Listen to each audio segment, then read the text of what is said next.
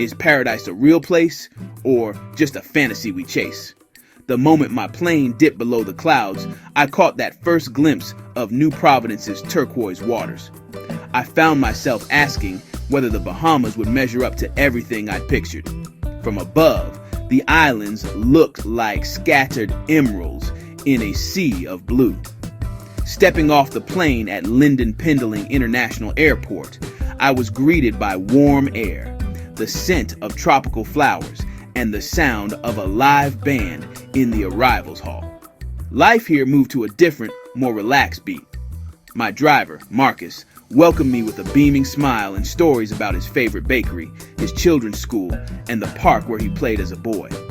"Everyone comes for the beaches," Marcus said, "but the real Nassau is in its people, in stories. You have to get off the main road to find it." His words were an invitation to look beyond the surface. Our conversation was the perfect bridge to my first stop, the legendary Atlantis resort on Paradise Island. Pulling up to the grand entrance felt like arriving at a mythical kingdom.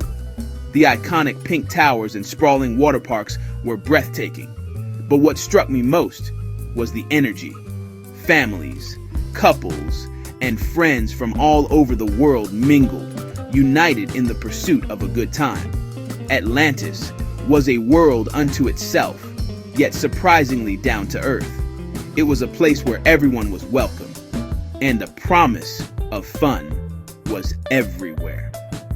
My journey had just begun, but already Nassau was inviting me to slow down, listen, and discover its true heart. Paradise, I realized, might just be real after all. After settling in, curiosity pulled me away from the resort's dazzle towards something more local, Junkanoo Beach. The walk across the bridge from Paradise Island to Nassau offered spectacular harbor views and the city skyline. The sun was warm, the sea breeze lively, and the city's sounds, music, chatter, seagulls set the scene.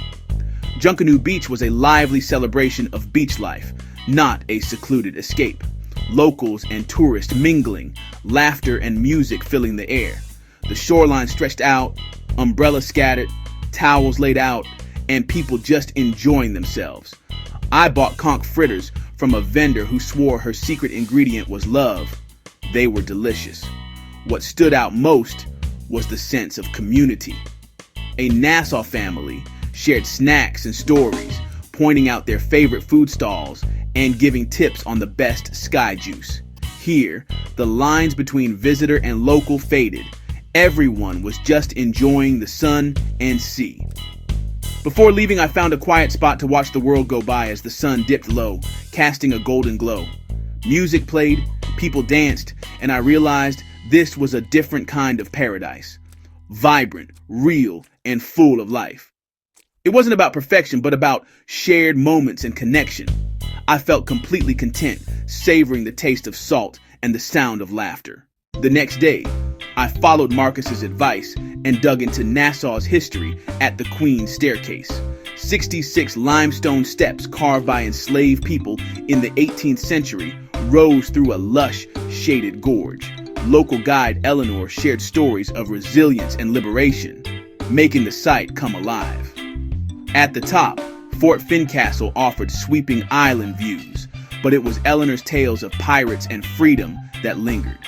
From history to flavor, my next stop was Arawak Cay, the fish fry. The air buzzed with the sizzle of frying fish, the aroma of grilled lobster, and the sounds of laughter and music. I ordered cracked conch with peas and rice, savoring every bite. Eating here was about more than food. It was about community. Families gathered at communal tables, sharing plates and stories. The fish fry felt like a neighborhood block party where everyone belonged.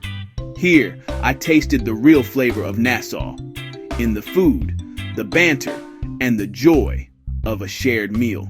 Energized by lunch, I ventured into downtown Nassau, a vibrant mix of colonial architecture, boutiques, and local shops. My main destination, the Straw Market, a living institution run by generations of Bahamian women.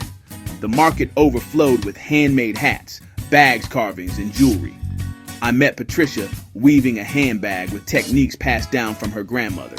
She spoke of Junkanoo, the national festival, and how its energy inspires local art. Later, I visited a gallery of elaborate Junkanoo costumes, towering sculptures of color and imagination. The festival's roots lie in the days of slavery, when it was a rare chance for free expression. Junkanoo's spirit is everywhere in the music, the murals, and the people. Art and culture here aren't confined to museums, they're alive on the streets.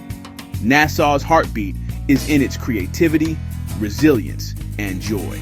Seeking Nassau's deeper roots, I took a jitney to Clifton Heritage Park on the island's western tip. The park preserves Lucayan villages, loyalist plantations, and the homes of enslaved Africans. A sacred space holding centuries of stories. Among the stone ruins, I felt the weight of history and the land's memory. A guide explained, "The land remembers everything." Later, I visited Primeval Forest National Park, a remnant of ancient old-growth forest. Boardwalks wound through limestone caverns and towering trees.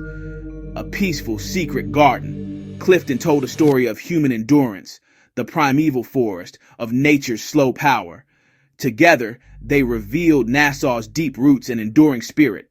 To truly understand Nassau, I visited Over the Hill, the historic neighborhood of freed slaves. With my friend David, a local musician, I walked its lively streets. Children playing, neighbors chatting, the smell of home cooking in the air. David's aunt welcomed me with Johnny cakes and switchel, sharing stories of resilience and pride. There was no pretense, just genuine hospitality and connection. Later, we joined a backyard gathering where friends played rake and scrape music, the infectious rhythm of the Bahamas. Everyone sang and clapped along, the music born in backyards, not studios. This was the sound of community and joy.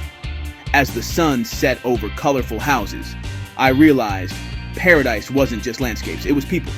It was the warmth of a stranger's welcome, the taste of a home-cooked meal, and the sound of laughter. This was the soul of Nassau. Authentic, powerful, and found off the beaten path. The greatest travel experiences, I learned, are found in the heart of a community. Here, paradise was real, and it was alive. I left Over the Hill changed, grateful for the connection. The allure of Nassau's surrounding cays was irresistible. I spent a day island hopping first to Blue Lagoon Island, a picture-perfect paradise of turquoise water and white sand.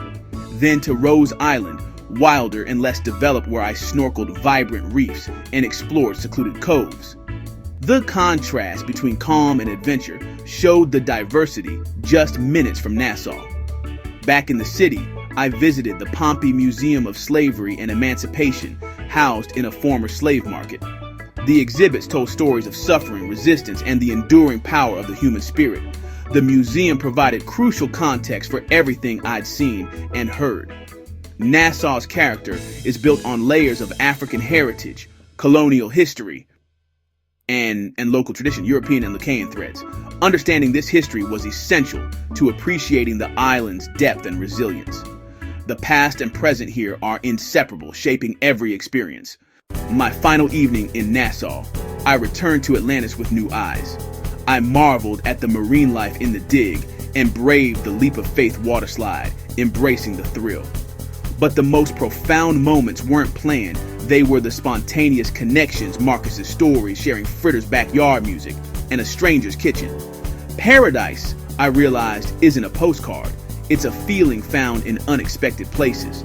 As the sun set in a blaze of color over the harbor, I felt deep gratitude.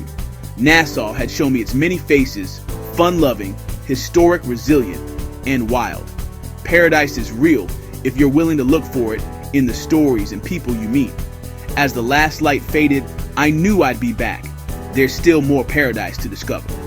Sometimes, the best moments are the ones you never planned. If you found this helpful, go ahead and hit like, and don't forget to subscribe for more.